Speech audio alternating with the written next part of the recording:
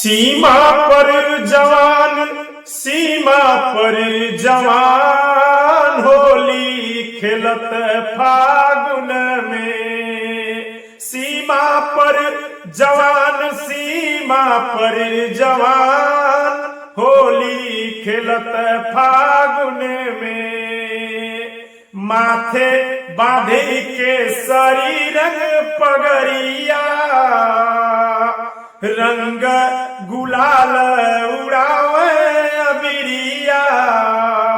भारत माँ किसान, भारत माँ किसान, होली खेलत फागुन में। सीमा पर जवान, सीमा पर जवान, होली खेलत फागुन में। झुम झुम के सबही होली फाग गा के, झंडा तिरंगा गगन में उड़ा के।